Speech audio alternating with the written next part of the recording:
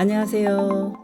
어드미션 마스터즈의 경험이 있는 탑 명문대 입학심사위원들과 함께 미국 대학 입시 궁금증을 풀어가는 교육 컬럼니스트 진아킴입니다.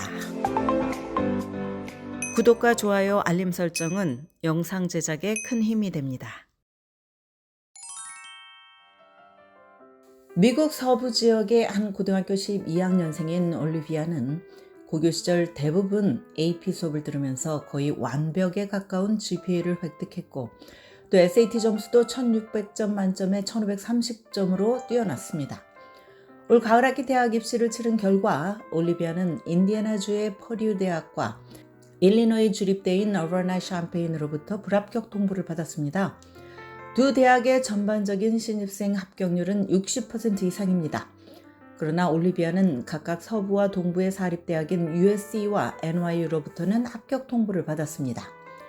두 대학의 전반적인 합격률은 10명 중 1명꼴로 입학 허가를 받는 13% 미만입니다. 어떻게 이런 일이 일어날 수 있을까? 어떻게 합격률이 더 낮은 대학에는 합격하고 합격률이 더 높은 대학으로부터 불합격 처리될 수 있을까? 여러 이유가 있을 수 있지만 올리비아가 적어낸 희망 전공이 원인으로 작용한 것으로 보입니다. 올리비아가 써낸 컴퓨터 사이언스는 현재 미국에서 학생들 간 가장 경쟁이 치열한 전공입니다.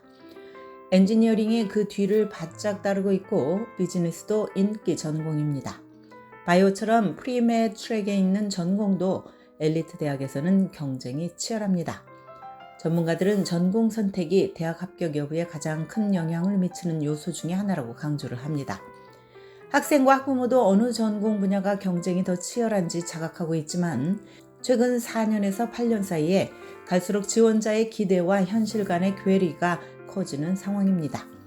지원할 대학의 리스트를 정할 때 학생들은 보통 대학의 전반적인 합격률, 합격자들의 중간 표준 시험 점수, 그리고 학년 석차와 GPA 등 다른 통계 자료를 참고를 합니다. 대체로 이들의 통계는 학생이 특정 대학에 대해서 자신의 합격 가능성을 가늠하는 지표로 활용이 됩니다. 이 같은 통계에 근거해서 합격자나 등록한 학생들의 평균이 나의 아카데믹 프로파일과 유사하다면 그 대학에 대한 합격 가능성을 어느 정도 예상할 수 있습니다. 그러나 이때 어떤 전공을 선택하느냐에 따라서 합격 가능성이 달라질 수 있습니다. 예를 들어서 피츠버그의 명문 사립 카네기 멜론 대학을 살펴봅시다. 카네기 멜론이 2024년 졸업 예정으로 입학한 Class of 2024 신입생들의 데이터를 산출한 것에 따르면 컴퓨터 사이언스 스쿨에 지원한 8,329명의 학생 중에 단지 7%만이 입학 허가를 받았습니다. 이들의 중간 SAT 점수는 만점에 가까운 1570점에서 1600점, Unweighted GPA 평균은 3.95였습니다. 이 대학의 Humanity and Social Science College 지원자들 역시 중간 SAT 점수는 1530점에서 1570점에 달했고 평균 Unweighted GPA는 3.87인 것으로 나타났습니다.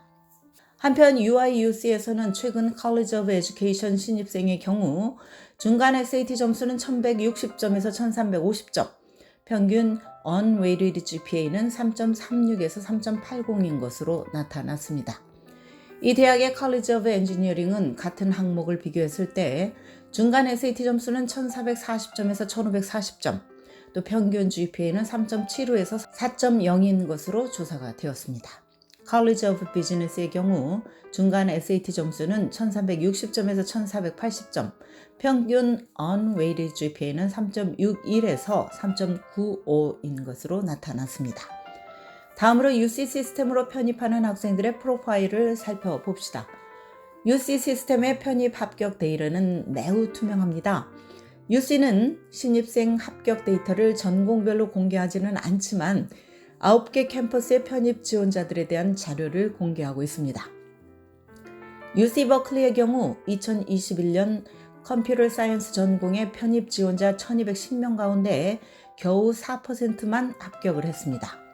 비즈니스 행정 편입 지원자 2549명 중에서도 겨우 4%만 합격 통보를 받았습니다. 이에 비해서 미국학, American Studies 편입 지원자의 합격률은 58%, 아트 히스토리는 53%, 철학은 51%로 훨씬 높았습니다. 그렇다면 대학에서 전공 변경은 얼마나 쉬울까? 한마디로 대학마다 다르다입니다.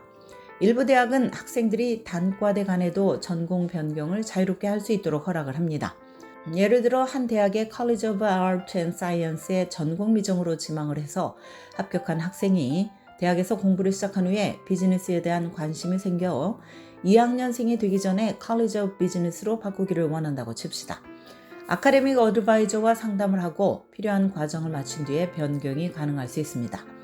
그러나 어떤 대학에서는 경쟁이 치열한 전공으로 변경을 원하면 오래 기다려야 하거나 또 아예 그런 옵션이 없을 수도 있습니다.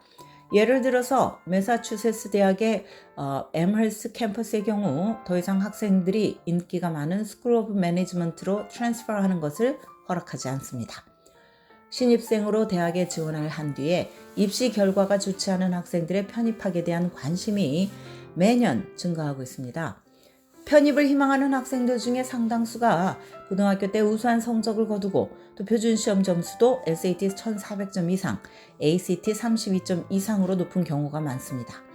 그러나 이들이 지원한 대학 리스트를 살펴보면 거의 90%가 합격 가능성이 낮은 리치 스쿨로 채워져 있습니다. 현실적이지 않은 전략으로 지원한 모든 대학으로부터 입학을 거절당하고 아예 진학할 대학이 없는 학생들도 있습니다. 특히 고등학교 때 열심히 공부한 학생들, 재능이 있는 학생들이 겪기에는 너무나 당황스러운 경험일 수 있습니다. 지원할 대학의 리스트를 만들 때 그리고 전공을 선택할 때 현실 감각을 잃지 않고 리서치를 철저히 해야 합니다. 지금까지 교육 전문 컨설팅 그룹 어드미션 메서스 진아킴이었습니다.